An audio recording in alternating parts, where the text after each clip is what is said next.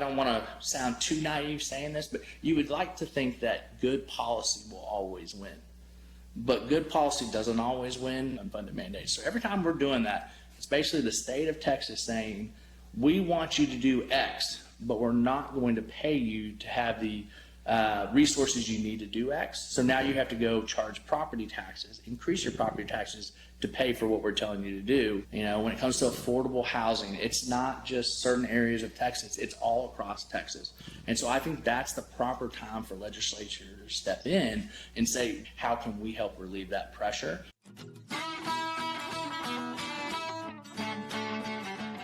Howdy, you're watching the Think Brazos Podcast. We host conversations with locals, politicians, and policy experts to help families thrive in Brazos County, Texas. So when you're thinking about how to make your community better, just remember, think local, think Brazos.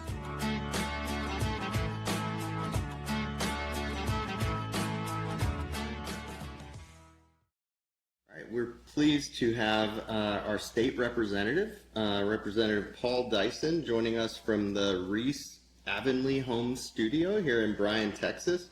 Paul, thanks so much for coming on the Think Brazos podcast.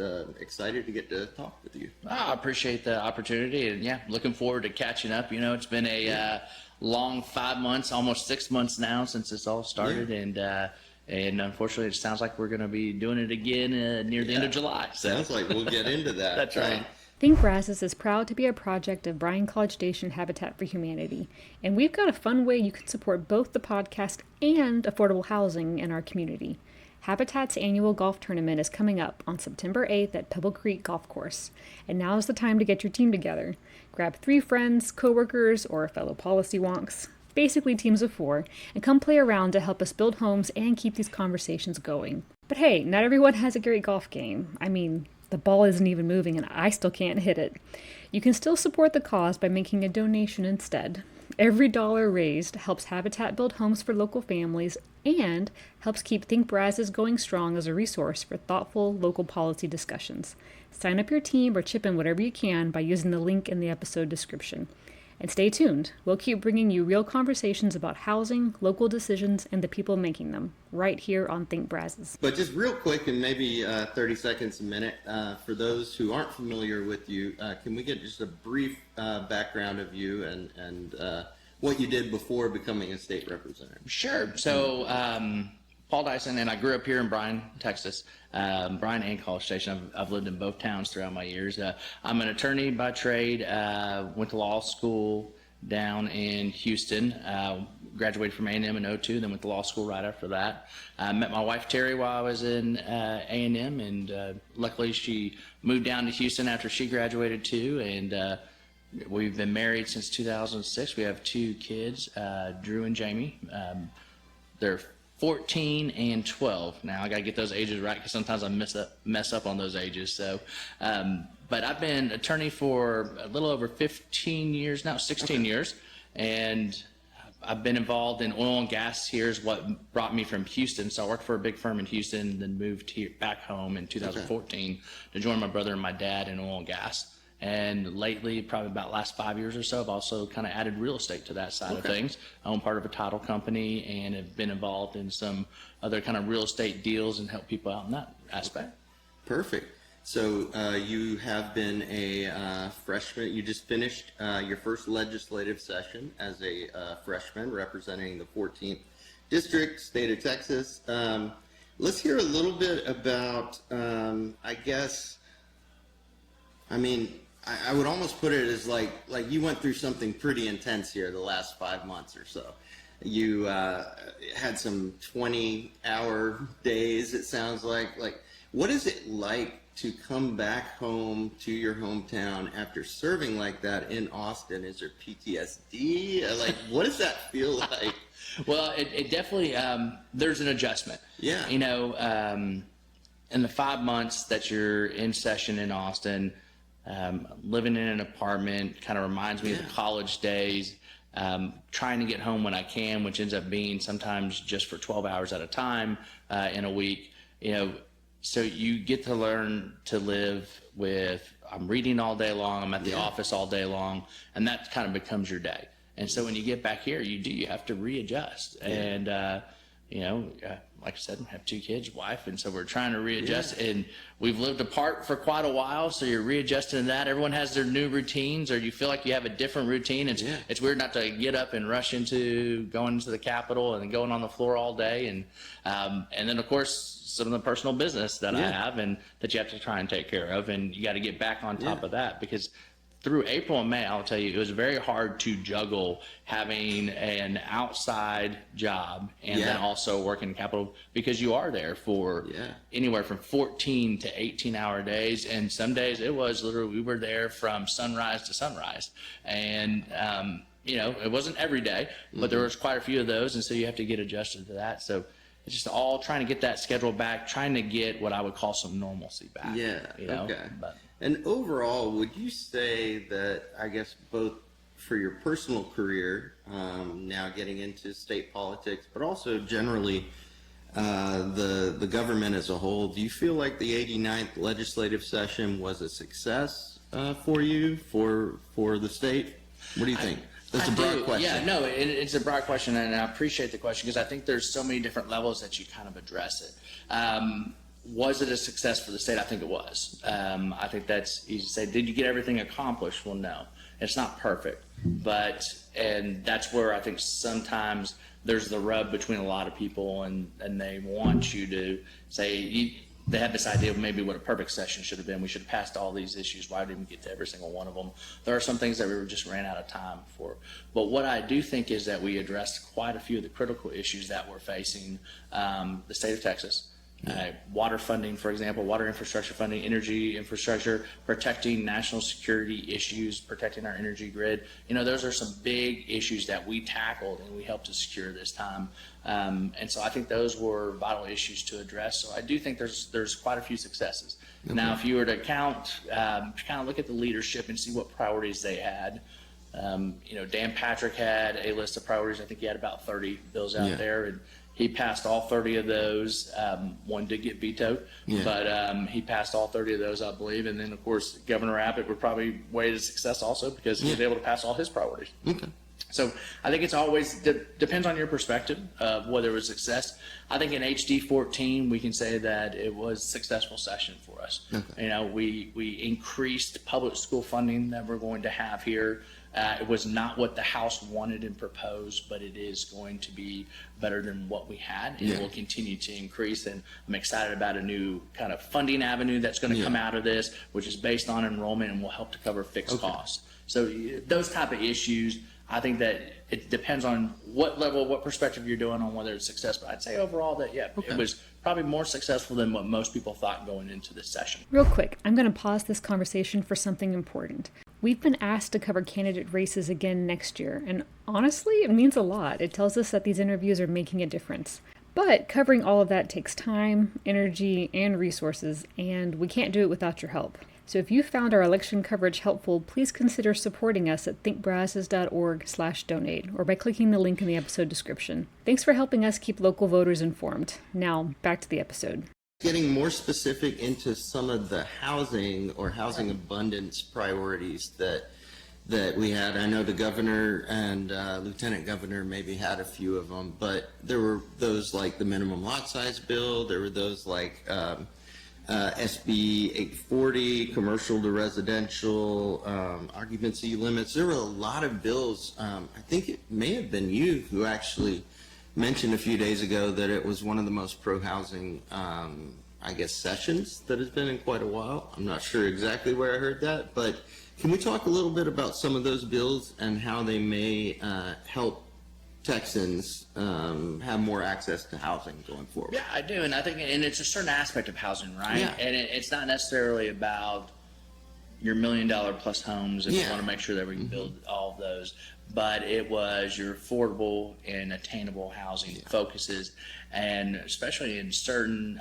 kind of more urban dense areas, they wanted to make sure that I think it was SB 15, if I have the number right. Yes. About minimum lot sizes in certain areas, and it's one of those to make sure that we can build more houses in those areas, and those are vitally important, especially in the urban district, because those are people that are working in those areas, and we're trying to make it to where it will be better quality of life and lower your cost of living by helping you to live closer, and by shrinking those lot sizes to be able to build more houses there. You know, we've seen it before. There's other cities that have it outside of this state that have those smaller house sizes, smaller lots that allow more people to be there. So I think it's going to be advantageous. Yeah. But going back to what you said about it being a pro-housing, did I mention that? I probably did, because I really believe it was, and I believe it was a big focus. You know, affordable housing was not just a buzzword that a lot of people were trying to use. Some people did, but it was actually it was an issue focus that a lot of people had. And we know this is a problem throughout the state.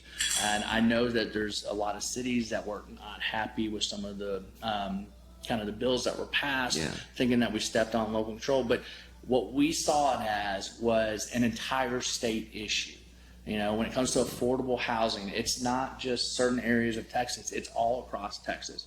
And so I think that's the proper time for legislature to step in and say, do we need a policy change? What are we seeing across the state that maybe we need to step in and say, how can we help relieve that pressure? And this is one of those things. And so some of the housing bills you saw go through, that's our attempt to do it. Now, as I will readily admit, we're not always perfect with what we do. And maybe there's going to be some unintended consequences from what we do. But that's why you put the bills out there, you see what ends up happening. If there's changes that need to be made, we have the next session to be able to go in and do that. Yeah. And related to this, you pushed forward I believe it was impact fees bill this last session. Didn't make it to the governor's desk.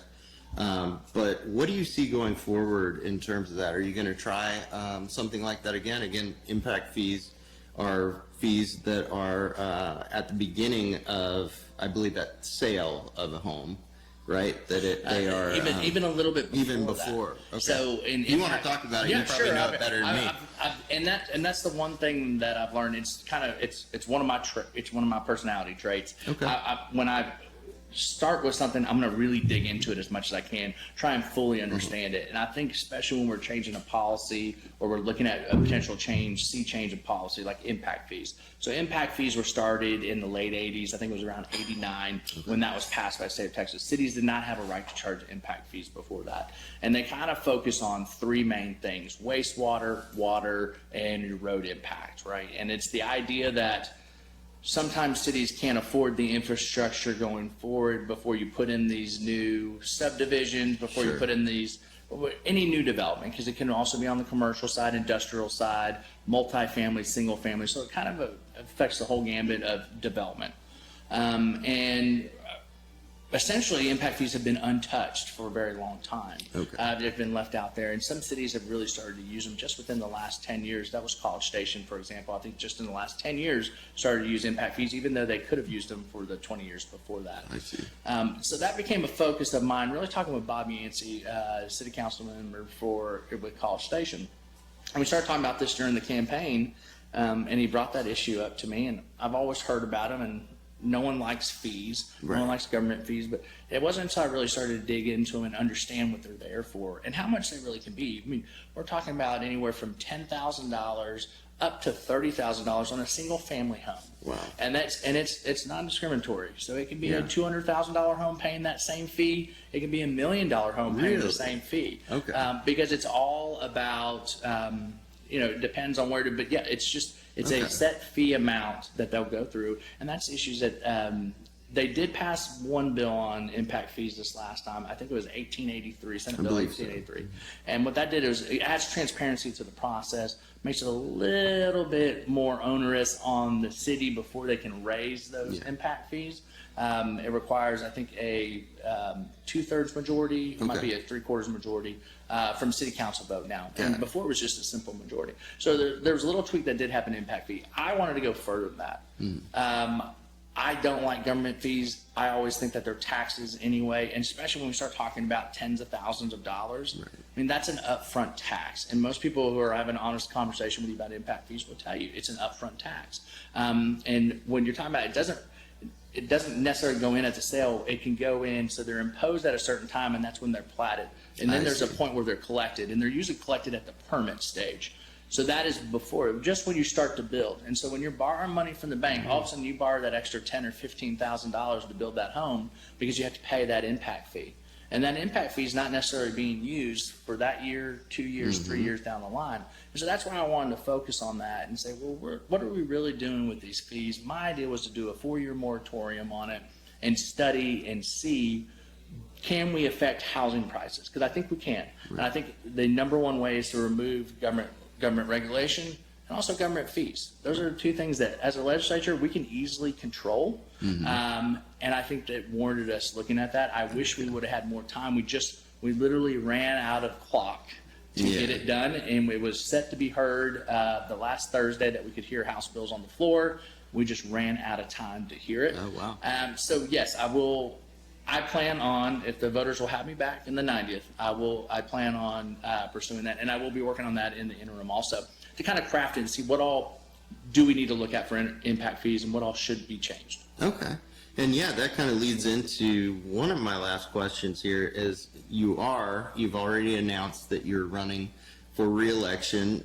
Should the voters ask you to come back in 2027, beyond impact fees, what other plans or hopes or goals do you hope to have and accomplish? Sure.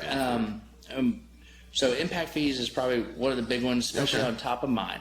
But property tax relief is always going to be a focus of the legislature. That also goes to affordability is not just about when you're purchasing a house. Affordability is about maintaining that affordability of the house and be able to stay in the house. Exactly right. We don't want people to have to be forced to leave their homes. And so property tax is something that we have to look at. But there's so many different ways for us to also address those property tax issues. One of those is by increasing the state funding, because every time we can increase state funding, especially like on a public school side, we can lower the local property tax burden by it. And as long as political subdivisions are also interacting with us. In other words, if they get more state money, they should be increasing what they decide to spend just to offset it to where we don't see the tax offset. So as long as we have that partnership, that works well.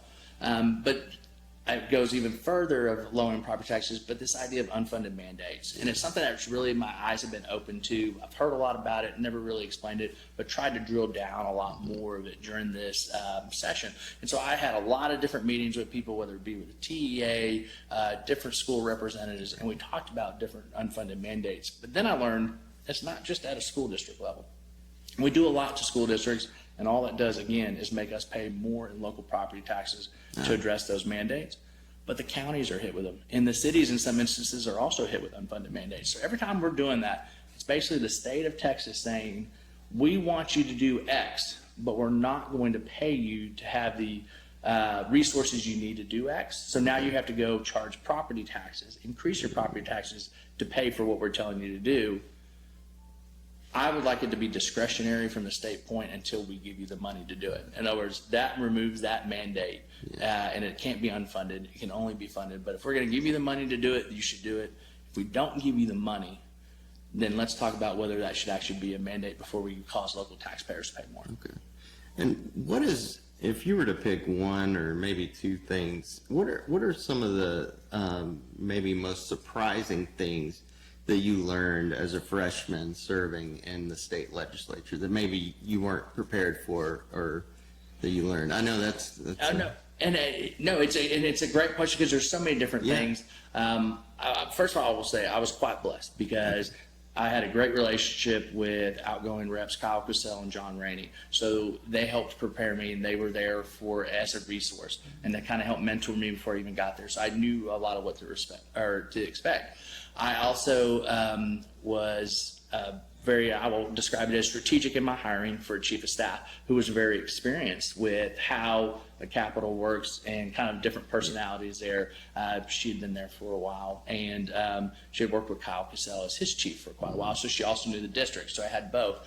And I think that helped me a lot to get acclimated, but you still can't be prepared for everything that you end up seeing.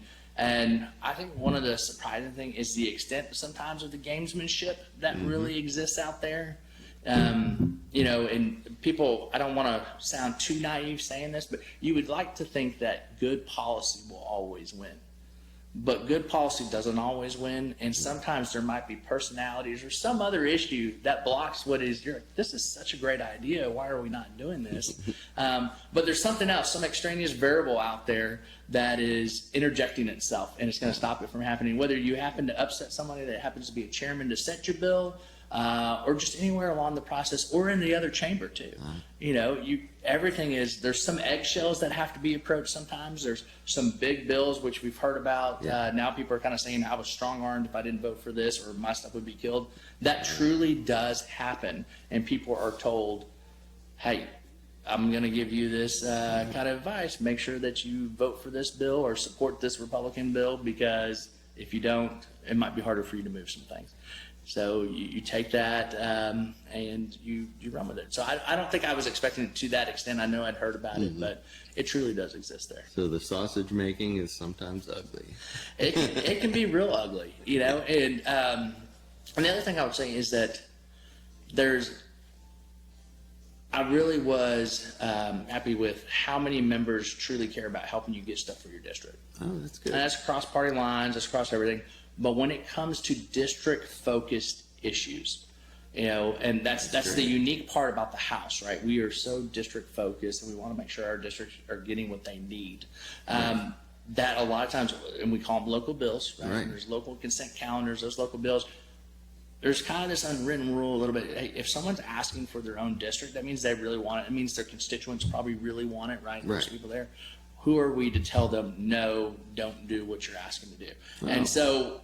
And I think that's good, because it works for all 150 members, that's amazing. To kind of respect that rule and kind of look at that. Now, there's just might be some things that might sneak under local that you just can't vote for. It's understandable. Go talk to the people, tell them about it, right? You learn that. It's okay to disagree, but I think for the most part, it's that focus on local. And we had that issue. I don't know how much you paid attention, but we had a local consent calendar get blown up at the very beginning, and we weren't able to pass it. Well, what that also does is it makes our general calendar get more full. So talk about my impact fee bill that I was hoping to get heard. We might have had more time to hear more bills if we hadn't lost those local consent. I think we lost like 2 or 3 of those calendars. So it becomes important, but it's also important for those local members to get those local issues through. Yeah. So okay.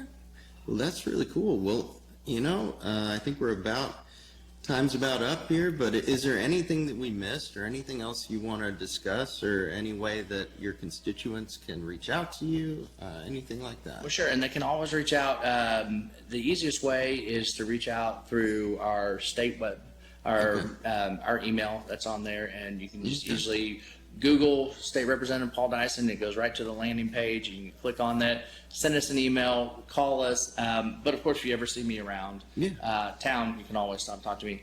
A lot of people already have my cell phone, and they're more than welcome to call me anytime. If you get to know me, you know I really like talking about it, and I really like to learn about all the different issues. You know, we were just talking the other day about right now is the time for us to start crafting what we need done, especially for this district in the 90th. And so that's going to be one of our focuses. And so that's what I'm going to start doing. You don't take time off because session's done. In fact, I think this is actually where the harder work starts, which is really representing, make sure your constituents are taken care of. Okay. Well, Paul, we really appreciate you coming on the Think Brazos podcast today. Again, this has been Paul Dyson, District 14, State of Texas. Thank you so much for coming on. Thanks for having me. I appreciate it.